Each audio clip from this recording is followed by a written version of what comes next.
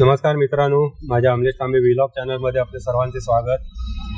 आताच्या या व्हिडिओमध्ये आपण संगमेश्वर शास्त्री पुलापासून सुरुवात करतोय आणि पुढे जातो.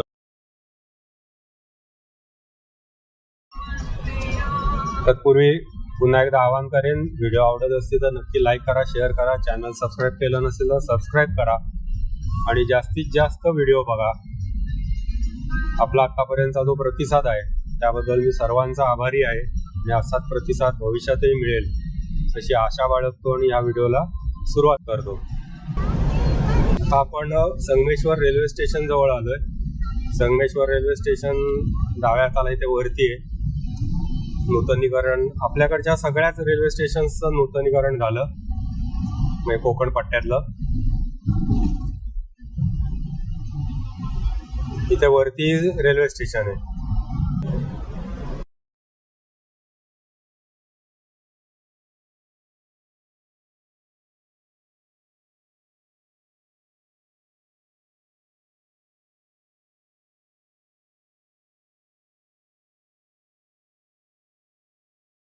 तर रेल्वे स्टेशनच्या पुढे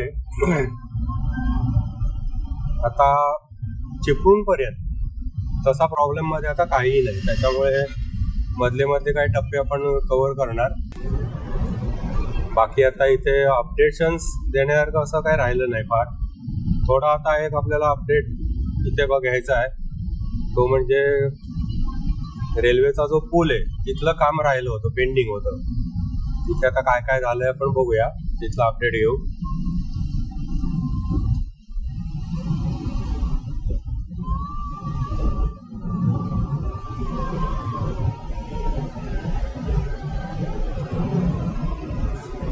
आपला पूर्वीचा रस्ता त्या पलीकडच्या बाजूने होता.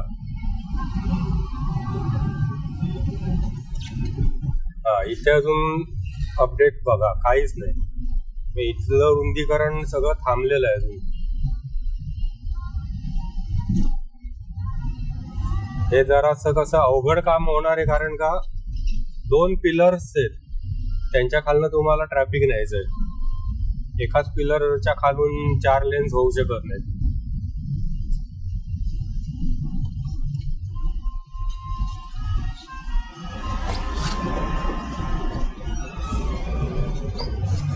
मध्येच का थांबले काय कळायला मार्ग नाही, काहीतरी झालं त्यांचं. पलीकडची लेन आहे त्यातला अर्धा भाग झालाय आणि अर्धा व्हायचा आहे. आणि हे धामणीचं फेमस हॉटेल त्या काळातलं, ते बघा. इथे जे मशीन आहे कॉन्क्रीट साठीचं ते हाफ साईजचं आहे.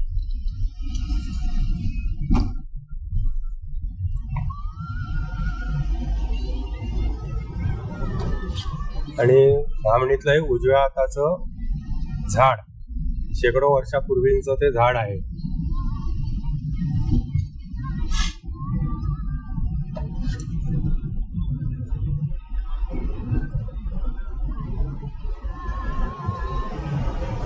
हळूहळू धामणीची वस्ती सुद्धा वाढताना दिसते.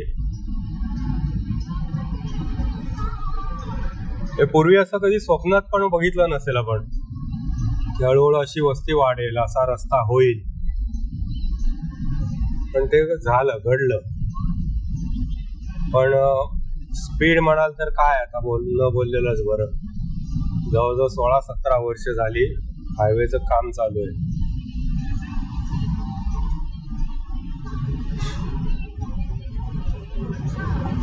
कामाच्या वेळेला एक असतं, संकट येत असतात, प्रॉब्लेम्स येत असतात.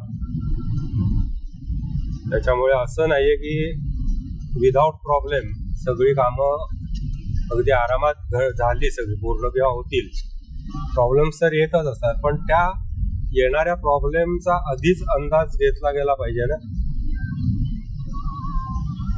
आपल्याकडे त्याच्या बाबतीत कुठलंही नियोजन नाही. म्हणजे आजचा दिवस ढकलायचा अशा पद्धतीने सगळी आपली कामं चालू आहेत. ते मला वाटतं चुकीचं आहे. काहीतरी नियोजन पाहिजे. प्रॉब्लेम आला तर त्या प्रॉब्लेमवर लगेच तिथल्या इथे इमिजिएट सोल्युशन काय? आमच्याकडे काहीही सोल्युशन नाही.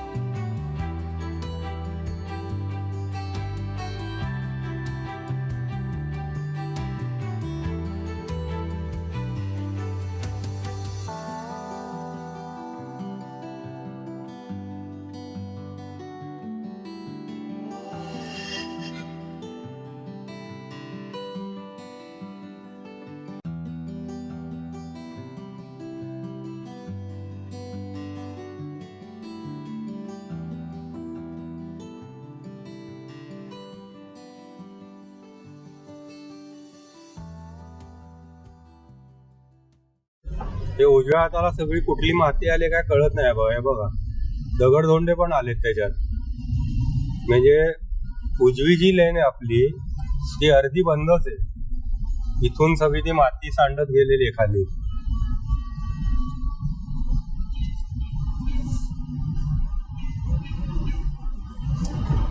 गोळवली गाव आलं.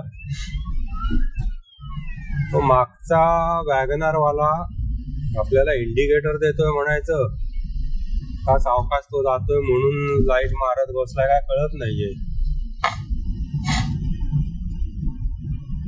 नाही गेला पुढे. तो सारखा इंडिकेटर म्हणजे अपर डिपर देतोय मला. कोणाला देत होता परमेश्वराला ठाऊक.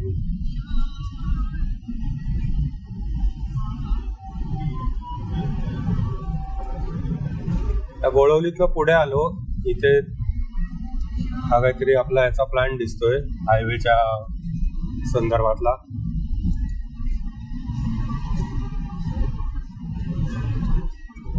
हे उजव्या हाताचं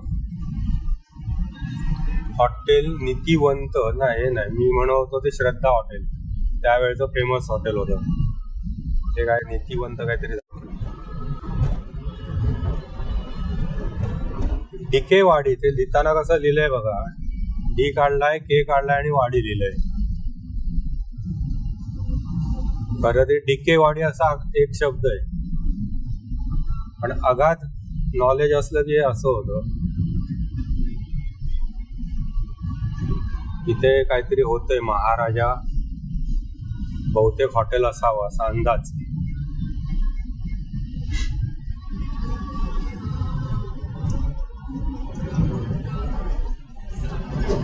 बाकी निसर्गाचा वृक्षपणा लगेच जाणवायला लागतो.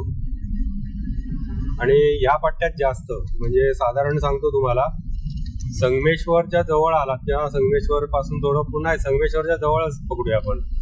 तिथून अगदी पुढे म्हणजे महाडच्या पुढे सुद्धा हा असाच सगळा वृक्ष एरिया आहे. असा रखरखाटच जाणवतो. माहिती नाही का ते याला धामापूर. पण हेच तुम्ही सिंधुदुर्गामध्ये जावा. सिंधुदुर्ग साईडला गेलात ना म्हणजे खारेपाटण सोडलं पुढे की तुम्हाला हिरवळ अजून चांगली दिसते तिकडे. आपल्या इकडे ती नाही दिसत. रमलस भरपूर घालून ठेवलेत. आता हे माझ्यामध्ये कुठलं आलं, कडवई असावं. कडवईची मी जुनी आठवण सांगतो. आता आपण जातोय ना ही बाजू कैक वर्ष नुसती अशी खाली फोडून ठेवलेली होती. कैक वर्ष त्याला काहीही हात लावलेला नव्हता. हा इथून अजून बऱ्यापैकी पुढपर्यंतचा पॅच नुसता असा खालनं फोडून ठेवलेला होता. हा डोंगर सुद्धा एवढा आत नव्हता, बाहेर होता थोडा. आणि हा रस्ता जो हा नुसता फोडून ठेवलेला होता. काही वर्ष तसंच होतं.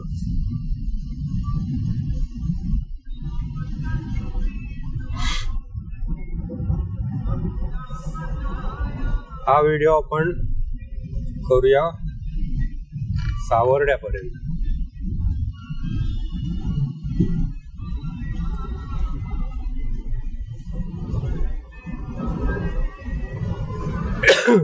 छोटी छोटी गावं दिसत आहेत मध्ये मध्ये.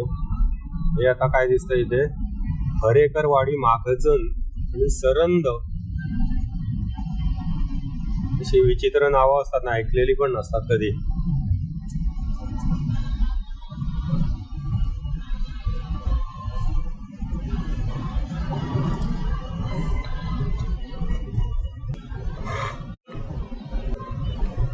मध्ये मध्ये आता अशी गुलाबी, लालसर गुलाबी फुलं दिसत आहेत. आत्ता या क्षणी मी त्याचं नाव विसरलो. आपल्यापैकी कोणाला माहिती असेल तर कमेंट बॉक्स मध्ये सांगा, सगळ्यांनाच समजेल. आणि ही साधारण या सीझनला असतात. पावसात सुद्धा ही फुलं बघायला मिळतात. तर मगाशी मी काय सांगतो, गुलाबी फुलं दिसतात. आणि ही जी फुलं आहेत आता या सीझन मध्ये चालू होतात. नंतर ती पावसामध्ये वगैरे असतात. अतिशय सुंदर दिसतात फुलं. फक्त काय झालंय, बाकी सगळा एरिया उजाड, माळरानासारखा बोडका दिसतोय. पावसाळ्यातला जो एक मस्त निसर्ग बघण्याचा आनंद असतो तो आता नाही ते मिळत, एवढं नक्की. तसं हा जो पट्टा आहे हा तसा वृक्ष आहे सगळा.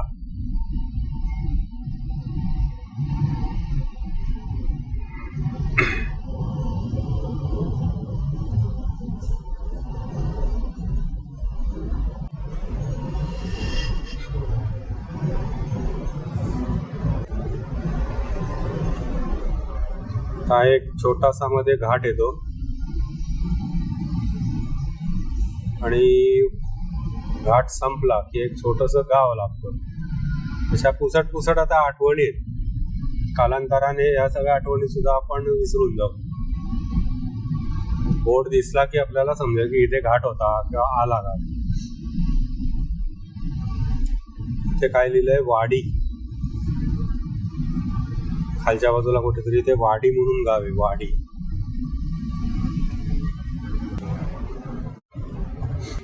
हे ते गाव, तो मगाशी मी म्हटलं ना घाट संपला की एक छोटस गाव लागतं. तर हे गाव म्हणजे इथे आरवली इथनं सुरू झालं. पुढे आरवलीचा ब्रिज. आपण आता नवीन फ्लायओव्हर वरून जातो. पूर्वी खाली गावातनं रस्ता होता आणि तिथे सुद्धा मला आठवतं एक झाड होतं, त्या झाडाला थोडासा वळसा घालून तो रस्ता होता. आता ते काय झाड दिसायचं पण नाही, वरती थोडासा शेंडा दिसतोय तेवढाच. आणि इकडे उजव्या हाताच्या झाडात वर काहीतरी पांढरं दिसतंय, काय ते समजत नाहीये. फडकय, मला वाटलं पक्षी बसलाय की काय, नाहीतर लगेच उतरून मी फोटो काढला असता. पांढरा झेंडा आहे. इथे गरम पाण्याचं कुंड आहे आतमध्ये खाली. आता कधीतरी सवडीने येणार आहे त्यावेळेला मी सगळे इथले मधले स्पॉट घेणार आहे.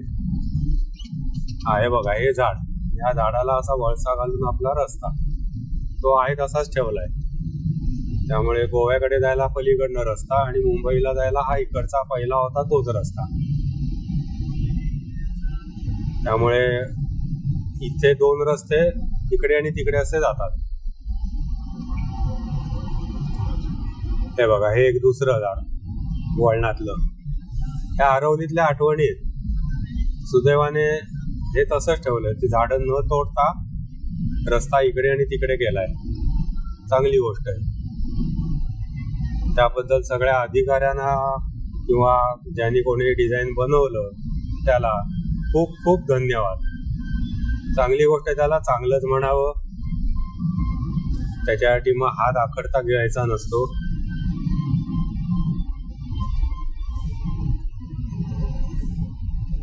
आरवली ते पाठी गाव गेला कारण बाहेर तिथे एक छोटा बोर्ड आणि एक छोटीशी बस शेड होती. आणि आता हे पुढे जे गाव झालं त्याच्यात जुनी घरं काय होती किंवा नाही मला अजून काय आठवत नाहीये. 2:45 वाजलेत आणि आता अजून लोक तिथे जेवायला बसलेली आहेत. आता इथे आरवलीचा पहिला टोल नाका इथला, म्हणजे निवळी सोडल्यानंतर दुसरा टोल नाका इथे. रत्नागिरीतनं बाहेर पडलात की निवळीतनं हा दुसरा इथे टोल नाका.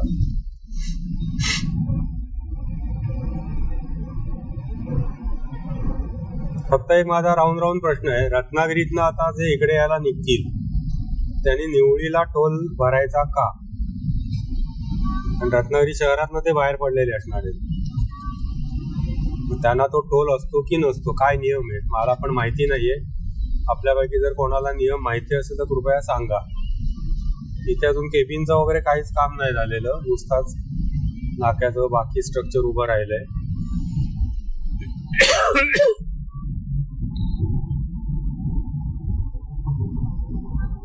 आणि आरवली संपलं की आणखीन एक दुसरा छोटासा घाट लागतो, तो पण घाट आहे तसाच आहे. तर रस्त्याची मध्ये मध्ये अवस्था बघा, नवीन कॉन्क्रीटचे रोड आहेत ते सुद्धा सगळं सिमेंट जाऊन आतली खडी दिसायला लागली. हा एक स्पॉट मला आठवतोय, कोकरे गाव आहे आतमध्ये, त्याचा इथे फाटा आहे. हा बघा आता नेमका ट्रकच्या पलीकडे गेला तो, आणि तो छोटासा एक रस्ता आहे आतमध्ये, कोकरे नावाचं गाव आहे तिकडे जायला. तो बोर्ड तिथे दिसायचा आणि एक 2-4 माणसं तिथे उभी असायची बससाठी.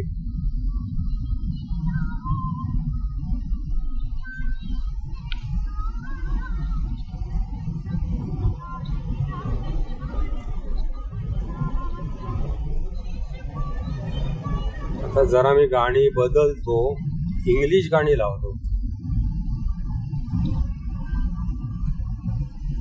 इंग्लिश गाणी काय फार नाही आहेत, थोडीफार सिलेक्टेड आहेत.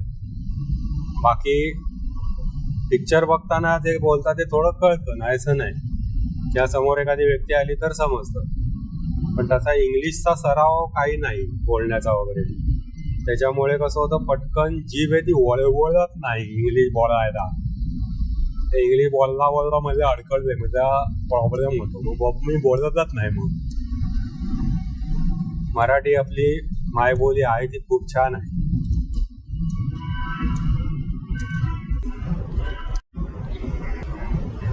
बनेवाडी एसटी स्टॉप इथे आतमध्ये आहे. बनेवाडी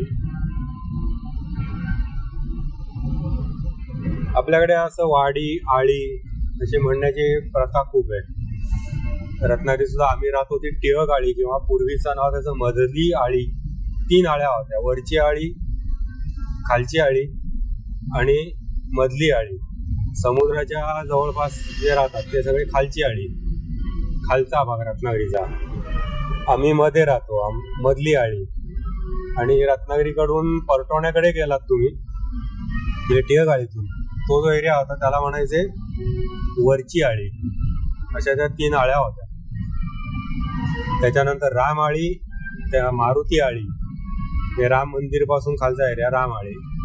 तिथं मध्ये मारुतीचं मंदिर होतं, देऊळ आहे अजून ते, मारुती आळी. त्या 2 आळ्या झाल्या. अशा 7-8 आळ्या माझ्या मध्ये असतील. आळ्याचा अर्थ अशा लेन्स असायच्या आणि त्या लेनच्या 2 बाजूनी घरं असायची. हे पूर्वीचं जुनं स्ट्रक्चर घरांचं. हे बघा, इथे पण ती गुलाबी फुलं आता यायला लागली. मला नाव माहितीये, पण तुम्हाला माहिती आहे की नाही बघूया. ज्यांना माहिती त्यांनी कमेंटमध्ये टाईप करा.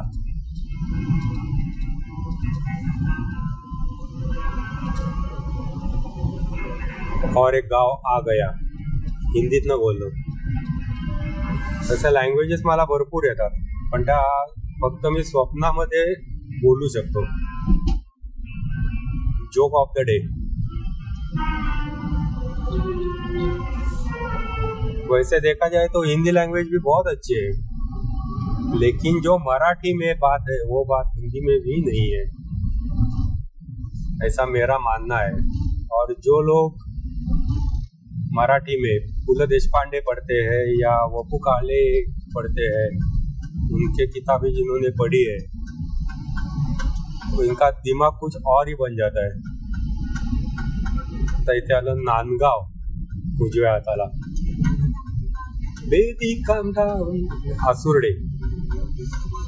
हा बघा, हा ट्रकवाला किती चांगला आहे. त्यांनी लगेच लेन बदलली आणि उजवी लेन ओव्हरटेकिंगला मोकळी करून दिली. सर्वसाधारण हे होत नाही. अशी जर शिस्त असेल ना सगळ्यांनाच, तर ऍक्सिडेंट हा प्रकारच कधी घडणार नाही. कारण ड्रायव्हिंग त्याला सगळ्यात महत्वाचा आस्पेक्ट आहे शिस्त. ड्रायव्हिंगला तुम्हाला स्वतःला शिस्त पाहिजे. म्हणजे माझं तर स्पष्ट म्हण आहे, ज्यांना शिस्त नाही ना पाळतायत त्यांनी गाड्या चालवायला येऊ नये. त्याने बाजूला बसावं, नाही तर पाठी बसावं. धोका असतो सगळ्यांनाच. उगाच आपला जीव घालवतात आणि इतरांचा पण घालवतात. रस्त्यावरती निष्पाप लोक त्याच्यात मारले जातात.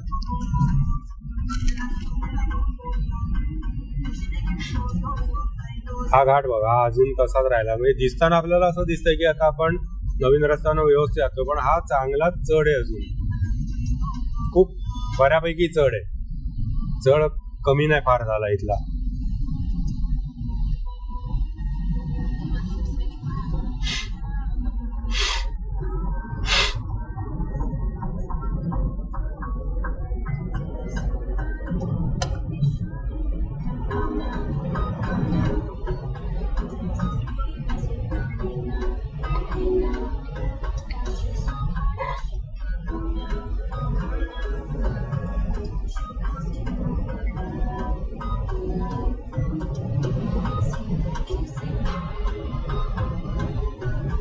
आपण जरा जास्तच स्लो चाललोय.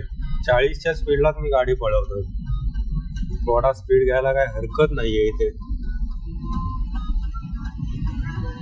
आणि गंमत म्हणजे CNG वर आहे आणि 5व्या गिअर वरती आपण व्यवस्थित शिस्तीत चाललोय. 50चा स्पीड आहे, 40 नाही 50चा स्पीड आहे. CNG वर आपण 50च्या स्पीडने अगदी आरामात चढ चढवतोय. AC चालू आहे, म्हणजे इंजिनवर तसं बघायला गेलं तर लोड बऱ्यापैकी आहे. आणि आता उतार सुरू झाला. उतारामध्ये फ्युएल इफिशियन्सीसाठी तुम्हाला एक टिप देतो. ॲक्सिलेटरवरचा पाय बाजूला करा, गाडी रोल होत जाईल. गिअरमध्ये पाहिजे गाडी, मात्र न्यूट्रल करून नाही चालवायचे, गिअरमध्येच ठेवायचे.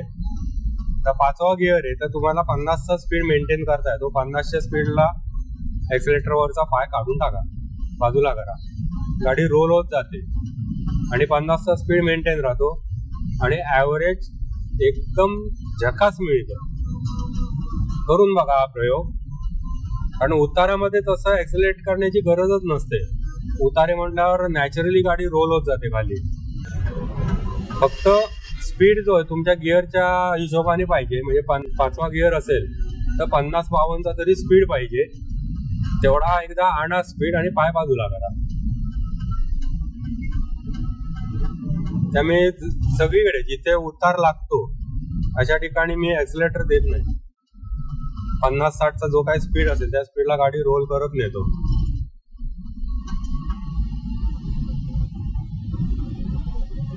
आता अर्टिगा गाडीचं मी अनेक जणांकडनं ऐकलं, आम्हाला ॲव्हरेज पडत नाही, ॲव्हरेज मिळत नाही, गाडी ॲव्हरेज देत नाही. तर माझं त्यांना सांगणे, बाबांनो त्यांनाच नाही सगळ्यांनाच सांगणे, कुठलीही गाडी तुम्हाला ॲव्हरेज देत नसते. ड्रायव्हरने ॲव्हरेज मिळवायचं असतं गाडीकडून आणि त्याच्यासाठी ड्रायव्हरचा कंट्रोल पाहिजे गाडीवर. जे ड्रायव्हर एकदम स्पीडने म्हणजे जोरात ॲक्सिलेटर दाबून धरतात किंवा ॲक्सिलेटर दाबायचा सोडायचा हे प्रकार करतात ना, त्यांना कधीच ॲव्हरेज देत नाही गाडी. एक कॉन्स्टंट स्पीड पकडून आणि तुमचा एक कॉन्स्टंट RPM ठेवून गाडी चालवायची असते. प्रयोग करून बघा, ॲव्हरेज नाही वाढलं तर मला सांगा. 100% ॲव्हरेज चांगलं पडणार तुम्हाला. साधारणपणे तुम्हाला सांगतो 900 ते 1100-1500 या रेंजमध्ये RPM राहायला पाहिजे तुमचा कॉन्स्टंट. जेवढा लो ठेवता येईल, साधारण 5व्या गिअरला तुमची 50-60च्या स्पीडला जर गाडी असेल किंवा त्याही पुढे धरूया आपण 80चा स्पीड आहे 5व्या गिअरमध्ये, तर हा जो RPM असतो साधारण 1100 ते 1200चा तेवढा लो राहू शकतो. त्याच्या खाली नाही आणायचा आहे, गाडी बंद पडेल नॉकिंग होऊन, पण लो राहतो. आणि तेवढ्या लो RPM वर जर तुम्ही कॉन्स्टंट गाडी चालवली, तो RPM मेंटेन करून, तुम्हाला झकास ॲव्हरेज देणार गाडी. करून बघा.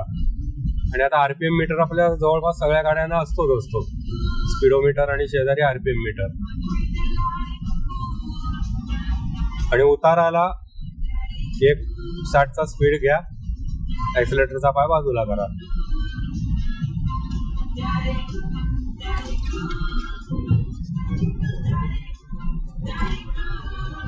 आणि आता आपण सावर्डेमध्ये एंट्री करतोय. इथून चिपळूण आहे किती 16 किलोमीटर, खेड आहे 48 आणि पनवेल आहे 244.